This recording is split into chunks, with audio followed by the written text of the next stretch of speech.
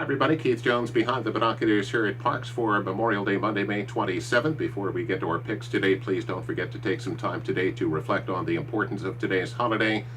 All of those brave young men and women, so many of them so young, that have given of themselves, have lost their lives in defense of this great country so we can enjoy the freedoms that define this nation. Don't forget to take some time and reflect today. Let's take a look at races 2 and 8. Now, the second race is a 7-furlong claiming race. Horses in here for $16,000, non-winners of 3. Program lights number 3, Johnny Banks.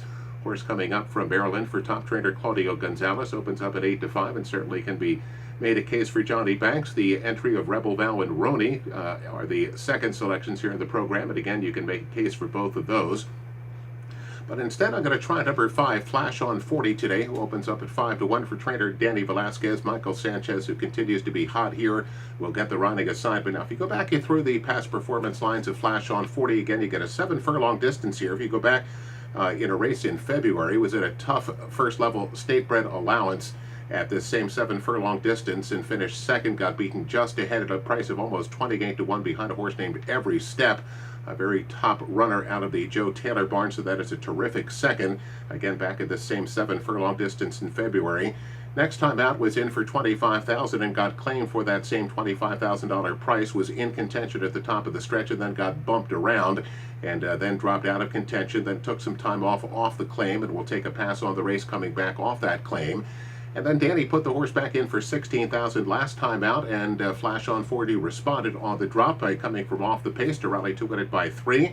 Now that was the $16,000 non-winners at 2. He's going to be in for the same price, but non-winners of 3 here today. And I think he certainly has an excellent chance at a solid price. There should be some pace to run at up front for him. Hopefully he can keep himself relatively close to that pace. So race number 2, let's make it go with 5-1 shot number 5, Flash on 40. Terrific feature day. A very tough allowance race at 6 furlongs here. A purse of $50,000, a 7-horse field. You can make a case really for just about any one of them, but there is a lot of speed in here, so we should have a very hot pace to run at. And a horse that I think has a chance at a price here of 8-1 in the morning line is Winning the Medal. Winning the Medal is an 8-year-old who is in some of the best form of his career. If you go back to a start at 7 furlongs back in January, finished behind a horse named Wentz. Now, Wentz just recently was a grade 3 favorite down in Maryland. He got beat that day, but Wentz, a terrific horse out of the John Service barn. A couple of starts back at the 6.5 furlong distance, ran down the speed in a top-level allowance race that day. Then the next time out in the Lyman handicap, he was much closer to the pace than usual.